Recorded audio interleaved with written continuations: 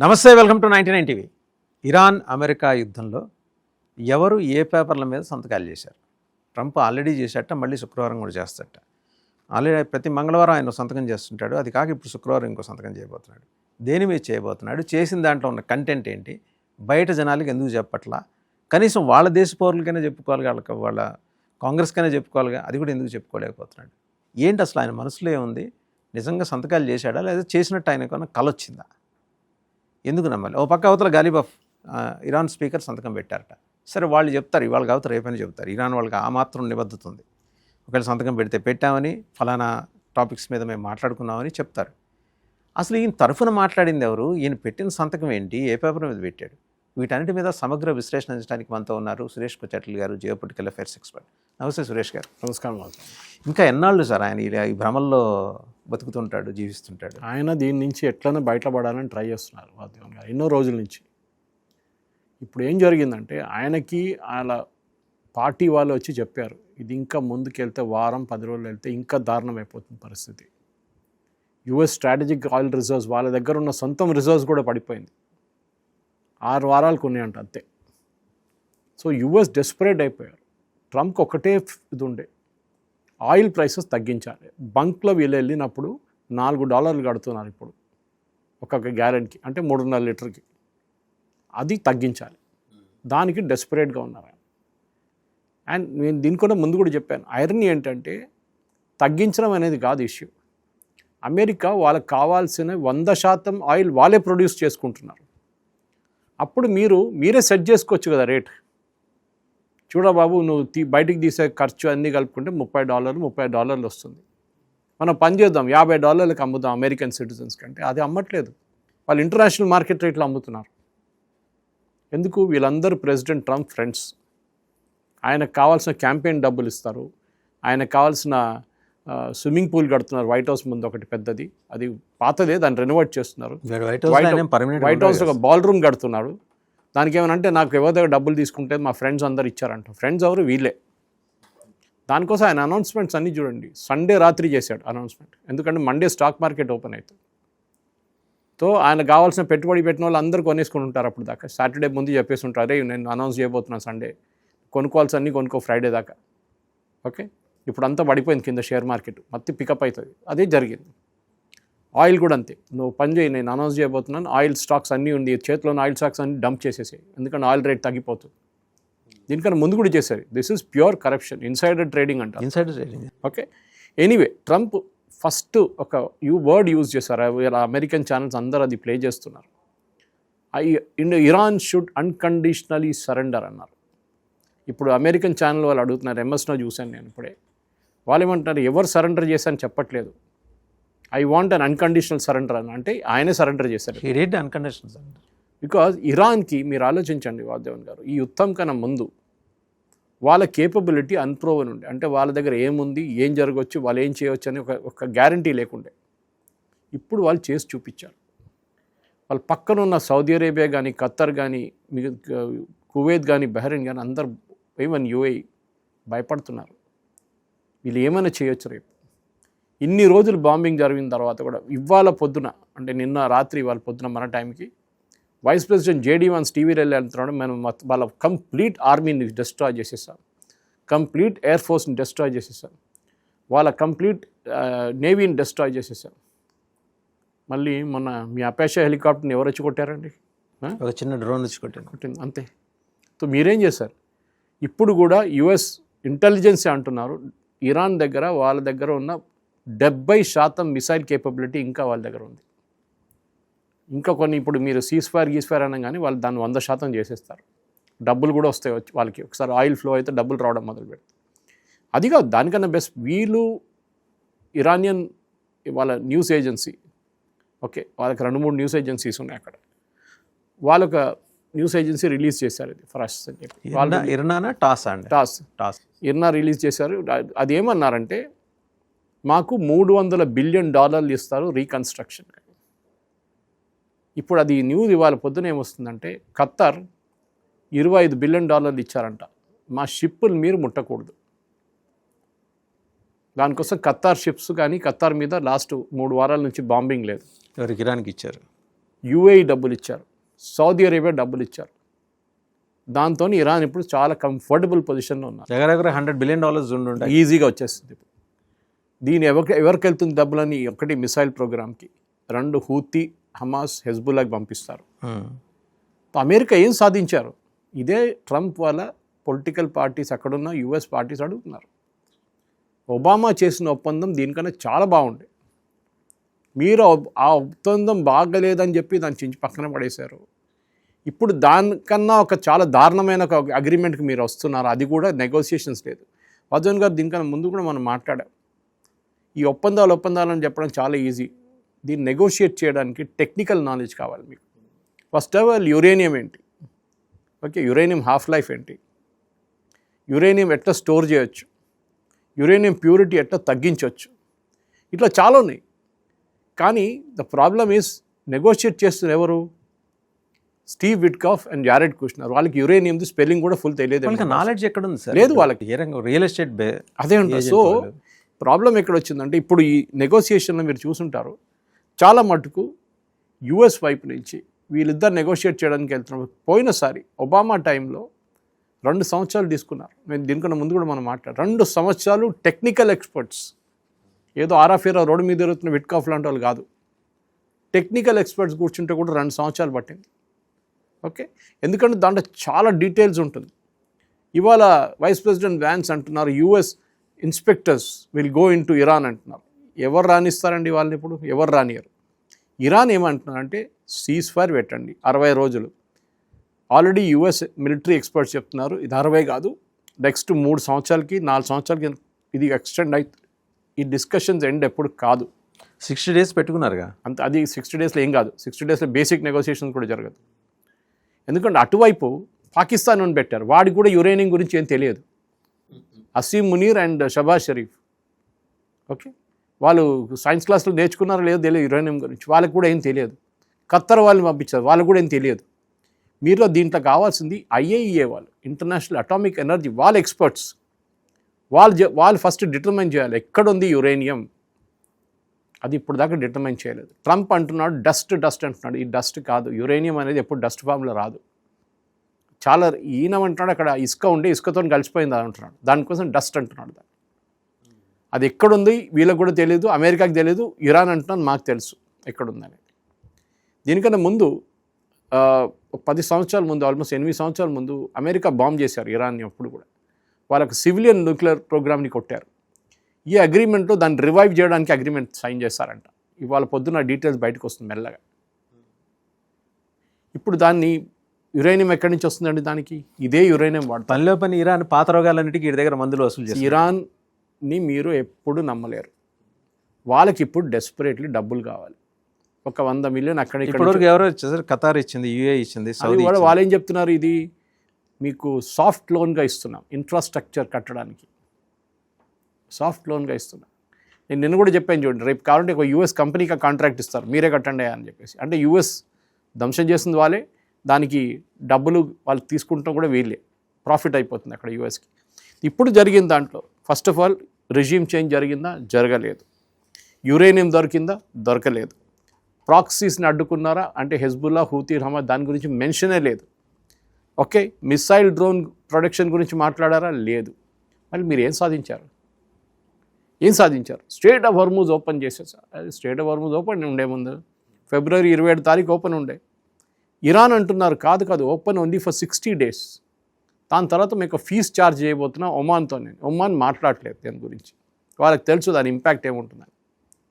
President Trump ఏం చెప్తున్నారంటే వీళ్ళందరూ దొంగలు, ఫేక్ న్యూస్ పెడ్లర్స్, వీళ్ళందరూ కలిసి ఇట్లాంటి న్యూస్ పెడుతున్నారు, 300 బిలియన్ ఇస్తున్నాము, 26 బిలియన్ ఇస్తున్నాము, ఇదన్నీ చెప్పేసి చేస్తున్నాను. ఇదంతా మొత్తం తీసేయాలి, ఇదంతా ఫేక్ న్యూస్ అని చెప్తున్నారు. It is correct news. Actually Trump భయపడుతున్నాడు ఈ న్యూస్ బయటకు వస్తే. అమెరికన్ ట్యాక్స్ పేయర్ డబ్బులు వెళ్ళటలేదు. This is his definition of Iran దగ్గర వెళ్ళే డబ్బులు అమెరికన్ ట్యాక్స్ పేయర్ డబ్బులు కాదు. కరెక్ట్ అది వాళ్ళ దగ్గరని సీజ్ చేసిన డబ్బులు. 10 సంవత్సరాలు 15 సంవత్సరాల నుంచి అమెరికా శాంక్షన్స్ పెట్టి ఎక్కడెక్కడ బ్యాంక్లో ఉందో మొత్తం గుంజుకున్నారు. దాంతో అసెట్స్ కొన్నారా, బిల్డింగ్లు కొన్నారా, ఇంకేమైనా కొన్నారా, అదంతా గుంజుకున్నారు. ఆ అసెట్స్ మీరు రిలీజ్ చేయబోతున్నారు. అది కండిషన్ పెట్టారు ఇరాన్. ఇది టాక్స్ కన్నా ముందు. ఇప్పుడు టాక్స్ మొదలవుతుంది అన్నారు, ఈ సంతకం పెట్టంగానే ఫ్రైడే, సాటర్డే, సండే, మండే నుంచి టాక్స్ స్టార్ట్ చేయాలనుకోండి, ముందు డబ్బులు పెట్టండి, తర్వాత మాట్లాడదాం. ట్రంప్ అంటున్నాడు మేమే డబ్బులు ఇవ్వట్లేదే అంటాడు. వ్యాన్స్ కూడా అంటున్నాడు. ట్రంప్ వ్యాన్స్ని ఎందుకు పంపిస్తున్నాడు అంటే స్విట్జర్లాండ్కి, రేపు ఈ డీల్ కొలాప్స్ అవుతుంది 100%. ట్రంప్ చెప్పాడు కూడా మొన్న, ఇదంతా జరగకపోతే లాస్ట్ నేను మళ్ళీ బాంబులు వేస్తాను. That should have been done right now. మిమ్మల్ని ట్రస్ట్ చేసి మీరు చెప్పిన మాట నమ్మి ఇరానియన్ సిటిజన్స్ బయటకు వచ్చి రోడ్డు మీదకి వచ్చి 40,000 మంది చనిపోయారు. వాళ్ళకి ఎవరు జవాబు చెప్తారండి? This Trump has to do it. ఈయన చెప్పిన అబద్ధాలు పాపం అక్కడున్న సిటిజన్స్ మీద కూడా ఇంపాక్ట్ అయ్యింది. Help is on the way అన్నారు, ఏ హెల్ప్ రాలేదు. సరే చేసిన వాళ్ళని పనిష్ చేయాలని చెప్పి అగ్రిమెంట్లో ఏమైనా పెట్టారా? అది కూడా పెట్టలేదు. ఇప్పుడు అక్కడున్న రెజీమ్ని మీరు ఏం చేశారు? రెజీమ్ చేంజ్, పాత రెజీమ్ తీసి కొత్త రెజీమ్ని పెట్టారు. అండ్ కొత్త రెజీమ్ ఏమో it is more hard core than the old regime. ఇప్పుడు అనిపిస్తుంది వీళ్ళకి ఆ ఓల్డ్ రెజీమ్ బాగుండే. ఇది చేసింది, ఇది మీరు చేసిన ఫైనల్ రిజల్ట్ ఇది. ఇప్పుడు దానికన్నా పెద్ద ఇష్యూ లెబనాన్. ఇరాన్ ఏమంటున్నారు? ఆల్ ఫ్రంట్స్లో వారు ఆపేయాలంటున్నారు. గాజా మీద ఏం చేయకూడదు, ప్రాక్సీలందరి మీద, ఇక్కడ హూతీల మీద ఏం చేయకూడదు, అంటే వాళ్ళు కొడితే కూడా మీరు చూస్తూనే కూర్చోవాలి. హెజ్బుల్లా గురించి. సో ఇజ్రాయెల్ అన్నారు సారీ, మాకు దాంతో సంబంధం లేదు, మేము దాంట్లో మమ్మల్ని అడగలేదు, మేము మా పని నడిపించుకుంటూ ఉంటాం. Okay, we will continue doing what we are doing. Suresh garu ఈ ఒప్పందం చేసుకున్నాను, it's just only understanding, MOU. ఇది ఆయన భాషలో ఇట్స్ అగ్రిమెంట్ కాదు, సంతకాలు చేయలేదు. సరే చేశానంటున్నాడు, మంగళవారం శుక్రవారం 2 సంతకాలు చేస్తాడైనా. ప్రాక్సీల మీద ఎటువంటి ప్రస్తావన లేదు, అంటే హెజ్బుల్లాస్, హూతీస్ అండ్ హమాస్ ప్రస్తావన లేకుండా ఇజ్రాయెల్ ఆల్రెడీ స్టేట్మెంట్ ఇచ్చేశాడు, నువ్వేమైనా చేసుకో, మా సంబంధం లేదు, నేను ఆడితో గొడవ పడేదే. ఇజ్రాయెల్ లెబనాన్లో కూర్చున్నారు. ఇప్పుడు సదర్న్ లెబనాన్ మొత్తం ఇజ్రాయెల్ చేతిలో ఉంది, లిటానీ రివర్ దాకా. ఇజ్రాయెల్ అంటారు మేము అక్కడి నుంచి ఖాళీ చేసే ప్రసక్తే లేదు, మేము అక్కడే ఉంటాం, మేము వీళ్ళని ఎప్పటి నుంచో చూసుకుంటాం, 40 సంవత్సరాల నుంచి వీళ్ళంట పడి ఉన్నాం, వీళ్ళని ఫినిష్ చేసే ఉంటాం మేము. ఇన్ఫాక్ట్ నిన్న గాజా గురించి కూడా చెప్పాడు. అక్కడ ఇంకోడు ఉన్నాడు కమాండర్, వాడు ఒక్కడే ఉన్నాడు, 12 మందిలో ఒక్కడే మిగిలాడు, హమాసుడు. వాడిని ఎంట పడుతున్నాం మేము, అక్కడ కూడా అని చెప్పి కొడతాం మేము అని చెప్పేశారు వాళ్ళు, పేరుతో చెప్పారు వాళ్ళు. ఇక్కడ కూడా హెజ్బుల్లా కూడా వాళ్ళకి స్ట్రాటజీ చూడండి వాళ్ళది, వాళ్ళు బ్యాక్ఫుట్లో ఉన్నారు. ఇప్పుడు వాళ్ళని రక్షించడానికి ఇరాన్ వచ్చినప్పుడు వాళ్ళు థ్యాంక్స్ చెప్తున్నారు ఇరాన్కి. ఇక్కడేమో లెబనీస్ గవర్నమెంట్ ఏం చేస్తున్నారు అది ప్రశ్న. గవర్నమెంట్ లెబనాన్, అక్కడ ఒక టెర్రరిస్ట్ గ్రూప్ వచ్చి కూర్చున్నారు. పాకిస్తాన్ లాగానే, పాకిస్తాన్ ఒక ఫెయిల్డ్ స్టేట్, అక్కడేంటి హిజ్బుల్ ముజాహిదీన్, లష్కర్-ఏ తోయిబా వీళ్ళందరూ వచ్చి అక్కడ కూర్చున్నారు. మీరు అనుమతిస్తారా? రేపు మన దేశంలో ఒక టెర్రరిస్ట్ గ్రూప్ వచ్చి చైనాని అటాక్ చేయడానికి వెళ్తే మనం ఊరుకుంటామా? కాదు కదా, it is not ethically correct. లేకుంటే బంగ్లాదేశ్ అనుకోండి, లేకుంటే ఈవెన్ పాకిస్తాన్ అనుకోండి, మనం కూడా చేయొచ్చు కదా పాకిస్తాన్ వ్యతిరేకంగా. అక్కడ అన్నోన్ గన్మెన్ కొడుతున్నారు, అది మనకు సంబంధం లేదు, అది ఎవడో సుపారిచ్చి చేయించుకుంటున్నాడు. ఇది ఇక్కడ. So this is the problem అన్నమాట. సో ఇజ్రాయెల్ అంటున్నారు. ఇన్ఫ్యాక్ట్ బెంజమిన్ నెతన్యాహు ఇవాళ పొద్దున ఒక అడ్రస్ టు ద నేషన్ చేశారు, చాలా బాగా మాట్లాడారు అని చెప్పాను. ఆయన మీద చాలా ట్రెమెండస్ ప్రెషర్, అలా పార్టీ వాళ్ళే అంటున్నారు. చాలా మట్టుకు నెతన్యాహు మీద ఎంత పెద్ద ప్రెషర్ ఉందంటే ఆయన ఒక పేస్ మేకర్ ఎక్కువ తిరుగుతున్నాడు, ఆయన క్యాన్సర్ పేషెంట్. ఇంత టెన్షన్ ఉన్న మనిషి మీద మీరు ఇంకంత ప్రెషర్ పెడతారు అని. ఎందుకంటే అక్కడ రైట్ వింగ్ వాళ్ళు, అక్కడ ఉన్న లెఫ్ట్ వింగ్ వాళ్ళు అందరు కలిసి నెతన్యాహుని తిడుతున్నారు. మీరు ఎట్లా అంగీకరించారు ఈ డీల్? నెతన్యాహు అంటున్నారు ఆయన ఒప్పుకోలేదు కదా, అంత నన్ను మాట్లాడలేదు, ఆయన he was not part of the deal. Deal that's it. So we will do what is required. కానీ ఈ బిగ్గర్ పిక్చర్ చూడండి. ఇప్పుడు జరిగింది ఏంటంటే, మీరు చెప్పిన మాట మీరు స్టార్టింగ్లో చెప్పారు, సరెండర్ అనేది ఎవరు చేశారు? No, it is very clear that US has surrendered.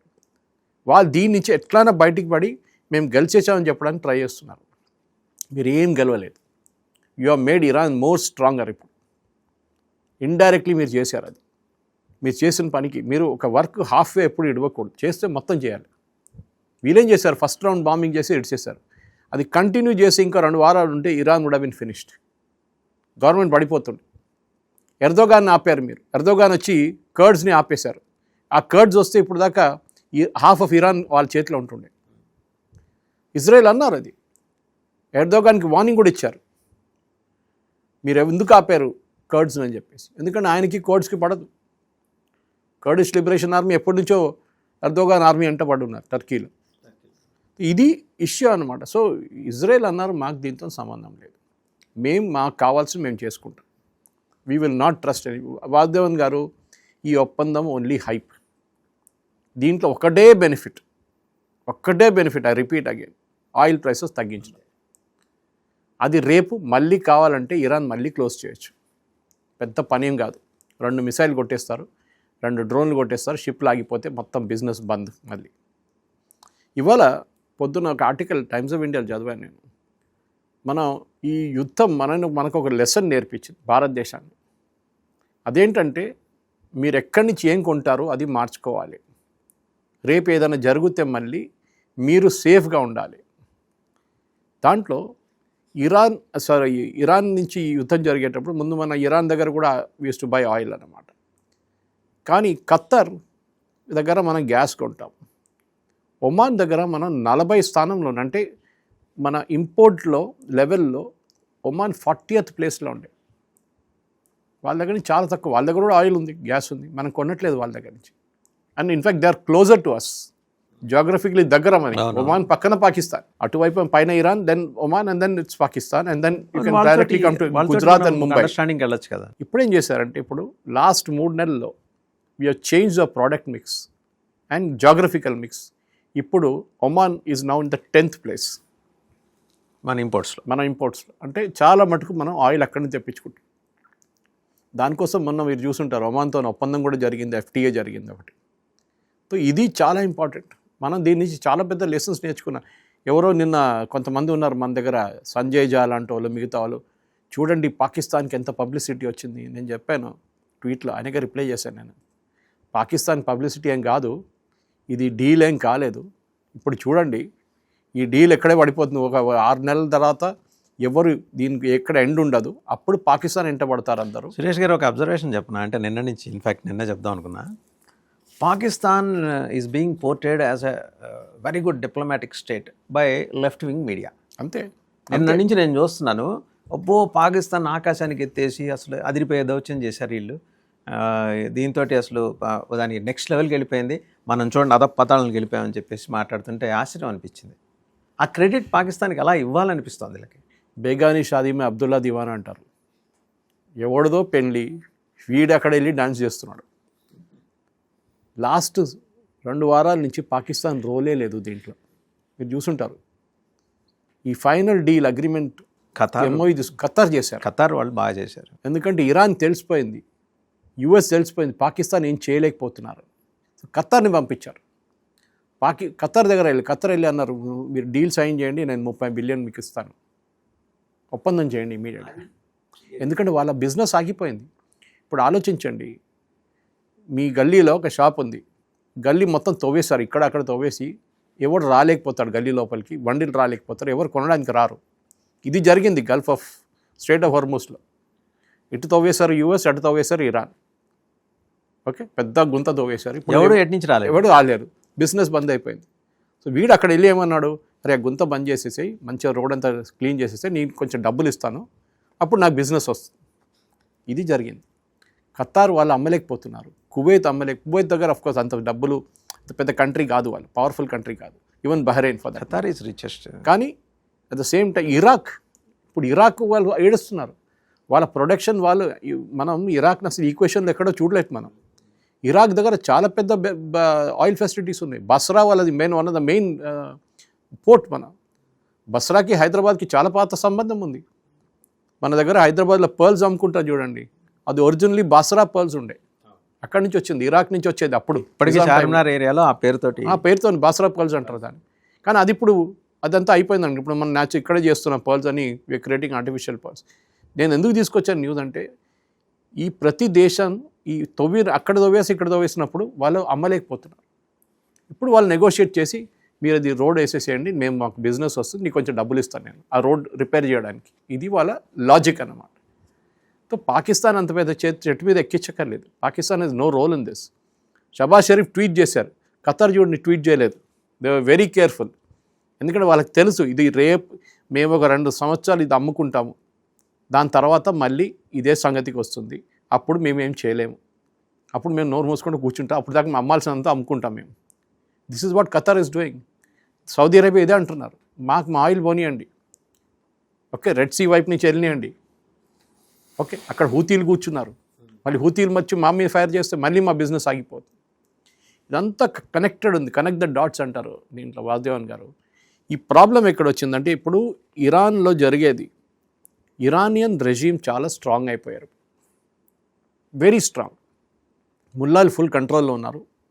అక్కడ ఐఆర్జీసీ వాళ్ళకి డబ్బులు వచ్చే వారికే ఫస్ట్ వెళ్తుంది ఇదంతా.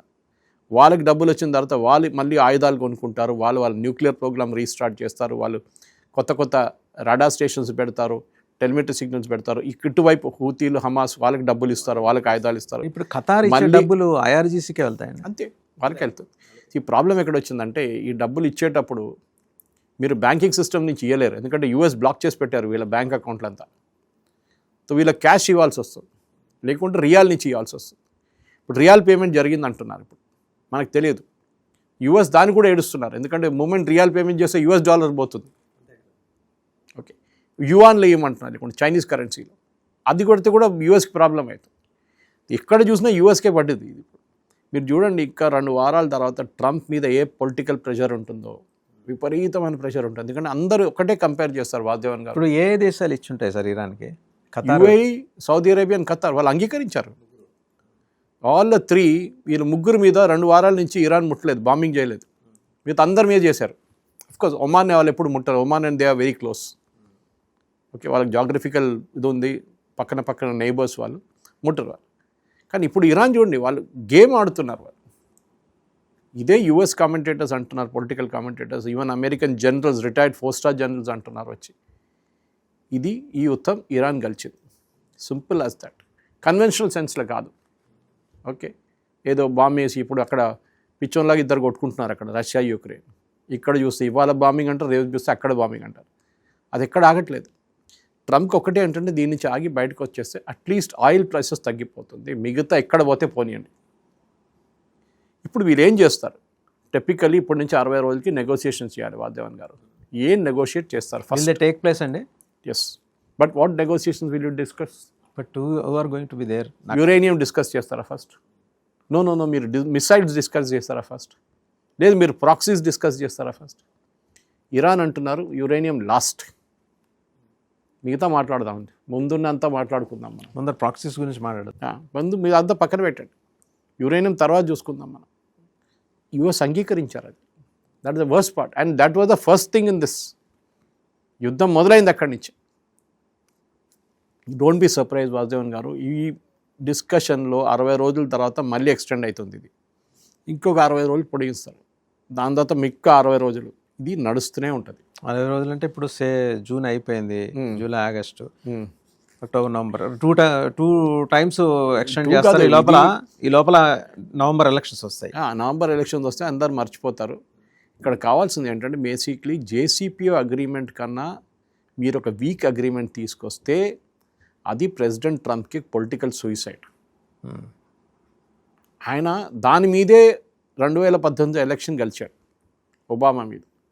ఎట్లాంటి అగ్రిమెంట్ చేశాడు ఈయన, మొత్తం అమ్మేసుకున్నారు ఇరాన్ని. మనం $400 మిలియన్ ఇచ్చారు, ఇప్పుడు 26 బిలియన్ ఇవ్వబోతున్నారయ్యా. అది సంగతి ఏంటి? ఎక్కడ 400 మిలియన్, ఎక్కడ 26 billion? Okay, so you are literally ఇరాన్కి ఒక ఫ్రీ లైసెన్స్ ఇచ్చేశారు మీరు. ఆయన లిటరలీ ఏం చెప్తారు, ఒక హెల్ప్లెస్ సిచ్యువేషన్ అంటాం మన ఇంగ్లీష్లో, ఆ సిచ్యువేషన్లో వచ్చేసారు. ఒకవైపు వాళ్ళ పొలిటికల్ పార్టీ ప్రెషర్, రిపబ్లికన్ వాళ్ళు, మన ఎలక్షన్ ఓడిపోతే మిమ్మల్ని ఇంపీచ్ చేస్తారు, మీరు జైలుకి వెళ్ళాల్సి వస్తుంది. అమెరికన్ ప్రెసిడెంట్ ఫస్ట్ టైం రాజీనామా చేయాల్సి వస్తుంది నిక్సన్ చేసినట్లు. This is a typical situation. ఇప్పుడు ఇంపీచ్మెంట్ దాకా వెళ్ళే అవకాశం ఉందా అండి? ఎస్, డెఫినెట్గా ఉంటుంది. If such is the case, mid term polls ఓడిపోతే ఇప్పుడున్న పరిస్థితుల్లో definite Trump will be in deep. ట్రంప్కి ఎప్పుడు 30% ఓట్లు వస్తుంది, వాళ్ళ మాగా బేస్ అది ఎక్కడ వెళ్ళదు. మీరు రేపు ఒక గాడిదని తీసుకొచ్చి ఇక్కడ పెడితే కూడా వాళ్ళ సింబల్ లాగా గాడిదలు మీద తీసుకొచ్చి పెడితే అదే జరుగుతుంది. అక్కడ ఎనుగు గాడిదే కదా సింబల్స్. సో అది మెయిన్. ట్రంప్కి ఇప్పుడు ప్రాబ్లం ఏంటంటే, ఒకటి ఈ యుద్ధంలో ఎందుకు వెళ్ళాడో ఆయనకే తెలియదు, ఇప్పుడు దాన్ని బయటపడాలని ఆయనకి తెలియట్లేదు. సో ఇప్పుడు ఇమ్మీడియట్గా సొల్యూషన్ ఏంటి, you open the strait of Hormuz, అంతే.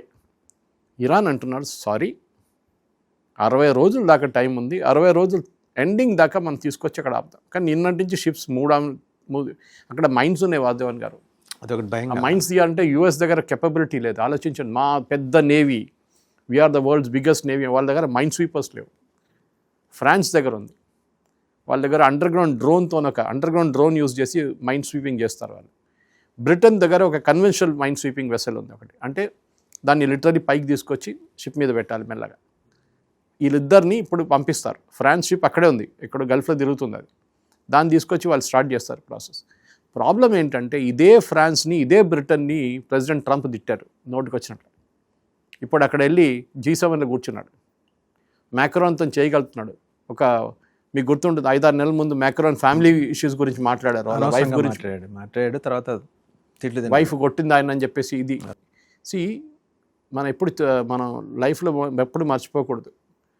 మన ఒక ల్యాడర్లో పైకి వెళ్తున్నప్పుడు కిందికి దిగుతున్నాడు కొట్టకూడదు, కాలుతో తనకూడదు. ఒకరోజు వాడు పైకి వెళ్తున్నాడు, మన కిందకి వస్తుంటాం, అప్పుడు వాడు కొడతాడు.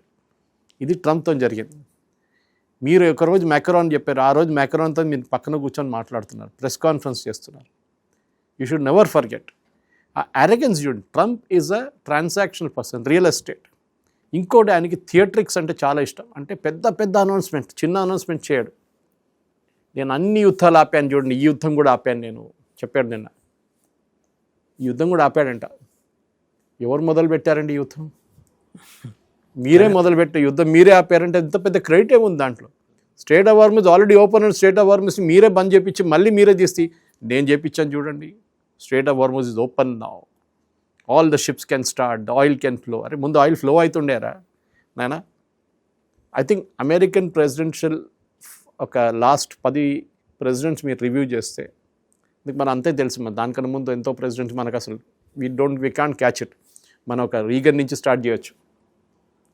Weakest president is Trump, second term.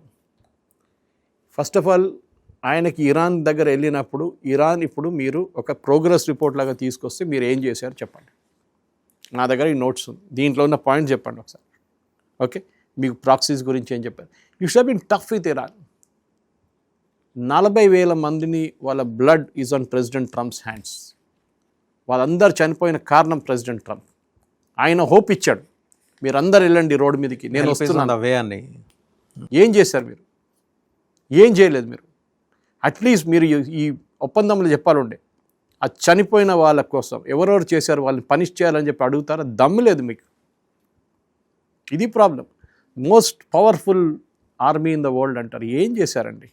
Straight of హార్మజ్ని మీరు ఓపెన్ పెట్టలేకపోయారు. మీరు స్ట్రేట్ ఆఫ్ హార్మజ్ని మీరు ఐడియా ఇచ్చారు చాలామందికి. ఇప్పుడు మనం గ్రేట్ నికోబార్ ప్రాజెక్ట్ కడుతున్నాం, మనం పక్కన మలకా స్టేట్స్ ఉంది, మనం కూడా రేపు కావాలంటే అది బ్లాక్ చేయొచ్చు. ఇప్పుడు అదే కదా, అది ఇంకా స్ట్రేట్ ఆఫ్ హార్మజ్ రెడీ అవుతుంది మనకి. అది బ్లాక్ చేస్తే అంతే సంగతి. It is worse then strait of Hormuz. China వాడు గింగిరాలు అంతే. దానికోసం రాహుల్ గాంధీ అక్కడ వెళ్ళి గొడవ చేస్తున్నాడు. చైనా మొత్తం ఇదైపోతుంది. దానికోసం చైనా పక్కన గార్డర్ పోర్ట్కి వెళ్ళి అక్కడ కూర్చున్నారు వాళ్ళు. ఎందుకంటే అక్కడ తీసుకెళ్ళి పాకిస్తాన్ నుంచి డైరెక్ట్ తీసుకెళ్ళి తుర్క్మెనిస్తాన్ అట్లా చైనాకి వెళ్ళిపోతాడు వాడు. బలూచిస్తాన్ ఎందుకు వదులుతాడు సార్ చైనా వాడిని? అది చేస్తారు. See the problem is simple వాదేవన్ గారు. ఇప్పుడు ఇంటర్నల్ పాలిటిక్స్లో దీంట్లో గెయిన్ చేసేది ఎవరు చూడండి. ప్రెసిడెంట్ ట్రంప్ నిన్న థ్యాంక్స్ ఎవరికి చెప్పారు తెలుసా?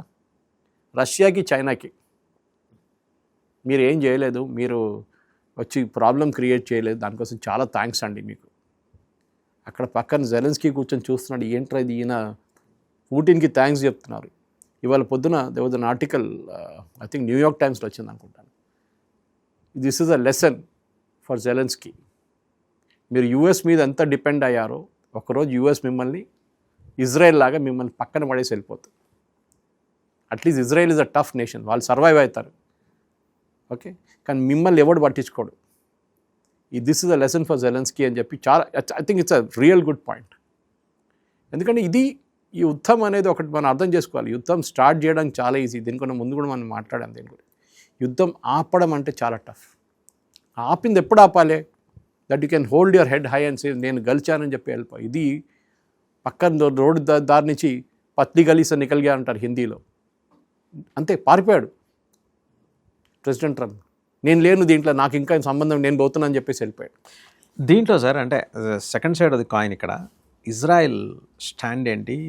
అండ్ ఆయన బెంజమిన్ నెతన్యాహు చాలా కట్టగరికలుగా చెప్తున్నాడు ఆయన, నువ్వు వాడితే ఏం చేసుకున్నావు నాకు సంబంధం లేదు, నా యుద్ధం నాదే. ఆయన అన్నారు ఇవాళ పొద్దున వాళ్ళ స్పీచ్ టు ద నేషన్, వాళ్ళ ప్రజలకు చెప్పారు, మీ సెక్యూరిటీ నా రెస్పాన్సిబిలిటీ, ఈ దేశంని కాపాడుకోవడానికి నా రెస్పాన్సిబిలిటీ, నా క్యాబినెట్ రెస్పాన్సిబిలిటీ. మేము అది ప్రతి దాంట్లో మేము ఫుల్ ఫ్లెజ్గా దాన్ని చూసుకుంటాం. మీకు భయం ఉండకూడదు. హమాస్ కాదు, హూతీలు కాదు, హెజ్బుల్లా కాదు, ఎవ్వడు కూడా మన మీద చేయబెట్టలేడు, ఇంక్లూడింగ్ ఇరాన్ అన్నాడు. వీళ్ళందరూ మేము చూసుకుంటాం. ఇన్ఫ్యాక్ట్ ద ప్రెడిక్షన్ ఈజ్ ఈ వార్ ఇప్పుడు ప్రెసిడెంట్ ట్రంప్ అంటున్నాడు చూడండి 60 రోజులు అని. నెటన్యాహు ఎలక్షన్ అక్టోబర్లో ఉంది, ప్రెసిడెంట్ ట్రంప్ ఏమో నవంబర్లో ఉంది, సెప్టెంబర్ అక్టోబర్లో ఎలక్షన్ ఉంది ఆయనకి.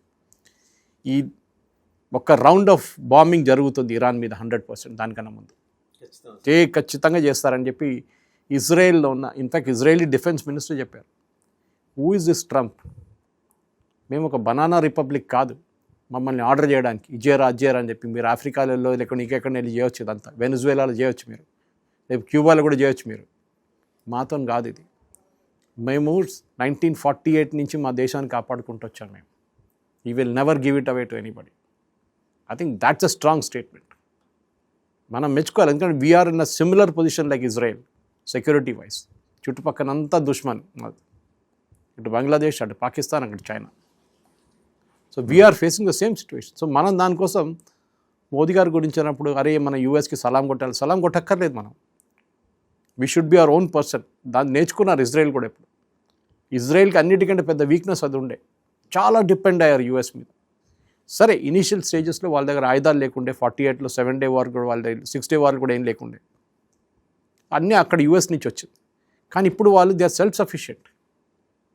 అరే చైనా ప్లేన్లు తయారు చేసుకుంటారు, ఇజ్రాయెల్ తయారు చేయడానికి ఏం ప్రాబ్లం అండి, చేసుకుంటారు. ఇప్పుడు వాళ్ళ దగ్గర F-35 ఉంది.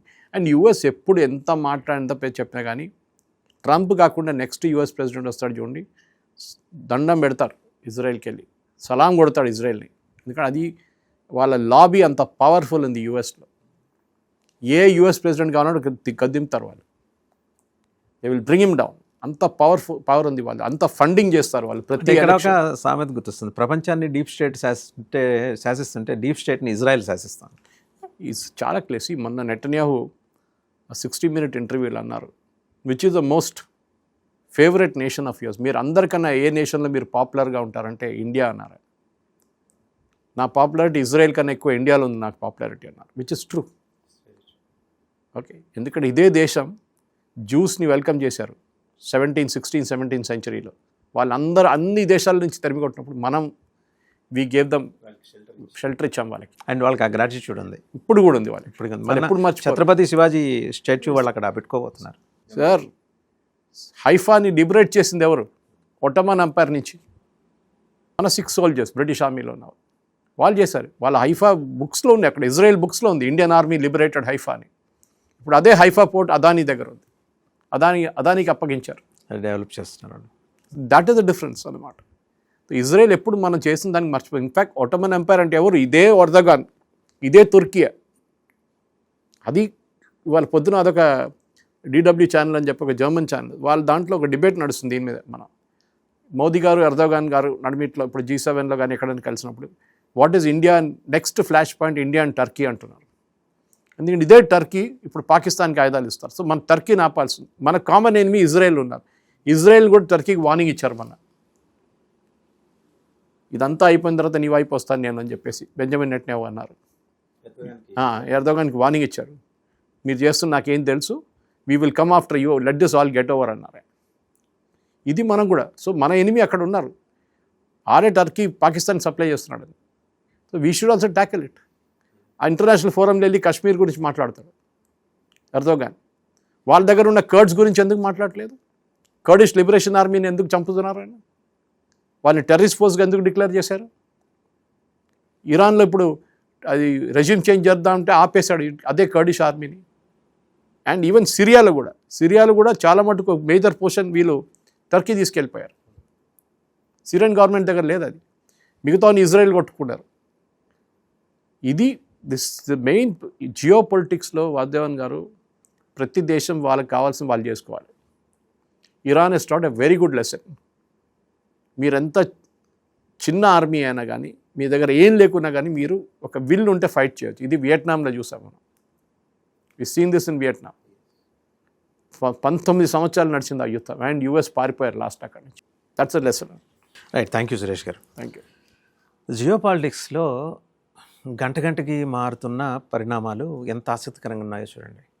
ఒకప్పుడు జగజ్జేత, ప్రపంచ పోలీస్, ఇంకేం ఎడ్జెక్టివ్స్ ఉంటే ఆక్స్ఫర్డ్ డిక్షనరీలో అన్నీ పెట్టుకొని ముందర తగిలించేసుకుని ప్రపంచం మీద ఊరేగాడు ట్రంప్. ఇవాళ ఏం చేసింది ప్రపంచం? అడ్డంగా తొక్కి పారేసింది. మొహం ఎక్కడ పెట్టుకోవాలో తెలియక సరెండర్ ఎవరికయ్యారో చెప్పుకోవడానికి ఇష్టం లేక ఒక 60 రోజుల పాటు ఈ చర్చలు ఏవో జరుపుతారట అని చెప్పుకుంటూ వస్తున్నాడు. బట్ వాస్తవం చూస్తే ఇరాన్ గెలిచింది. ఇరాన్ గెలవటమే కాదు, ఇరాన్ ప్రపంచ జన హృదయాలను గెలిచింది. ఒక యుద్ధం ఎలా చేయాలి, ఒక ఆట ఎలా ఆడాలి ఇరాన్ చేసి చూపించింది. అది ఇరాన్ ప్రజల నైతిక స్థైర్యం, వాళ్ళ ధైర్యం అండ్ వాళ్ళ ఆత్మస్థైర్యం అక్కడ చాలా స్పష్టంగా కనిపించాయి. వాళ్ళకి నేవీ లేదు, వాళ్ళకి ఎయిర్ ఫోర్స్ లేదు, వాళ్ళకి ఆర్మీ లేదు అన్న ట్రంప్. ఏమీ లేని ఇరాన్ ఒక్క డ్రోన్ తోటి అపాచీ హెలికాప్టర్ని ఎలా కూల్చేసింది? ఇవి కనిపించలేదా ట్రంప్కి? ఇవాళ ఆయన పుట్టినరోజు సందర్భంగా తను విజేతనని చెప్పుకోవడం కోసం హడావిడిగా సంతకాలు చేసేసానండి. రేపు ఫ్రైడే ఇంకోటి చేస్తాడంట. అవతల గాలిబాఫ్ ఇరాన్ స్పీకర్ చేశారు సంతకం. రైట్, 60 రోజుల పాటు చర్చలు జరుగుతాయి. బట్ 60 రోజుల్లోనే సొల్యూషన్ దొరకదు. ఒకటే రిలీఫ్ ఏంటంటే స్ట్రైట్ ఆఫ్ హార్మజ్ ఓపెన్. నువ్వు ఓపెన్ చేసేదండి ఫిబ్రవరి 27 ముందు అది ఆల్రెడీ ఓపెనే. నువ్వు కెలికి దాన్ని మూయించి ఇప్పుడు ఓపెన్ చేశాను క్లెయిమ్ చేసుకుంటాను. ఈరోజు కూడా ఓపెన్ చేసింది ఇరానే. ఇక్కడ ఇరాన్కి సపోర్ట్గా మాట్లాడటం అని కాదు, అంటే ఒక యుద్ధం ఎలా గెలవాలి, యుద్ధ తంత్రం ఎలా రచించాలి. The best army across the globe అని చెప్పుకున్న నీ ఆర్మీ యుద్ధానికి వెళ్ళటం, పారిపోయి వెనక్కి రావటం ఎన్నిసార్లు చూడలా? వియత్నాంలో చూడలేదా? ఆఫ్ఘనిస్తాన్లో చూడలేదా? ఎక్కడ చూడలేదు. సో జగజ్జేతనని విర్రవిగకు. అలెగ్జాండర్ కూడా ఇలాగే విర్రవిగి ఖాళీ చేతులు 2 ఇలా బయటపెట్టి వెళ్ళిపోయాడు. ఇవాళ ట్రంప్ కూడా అదే చేయబోతున్నాడు.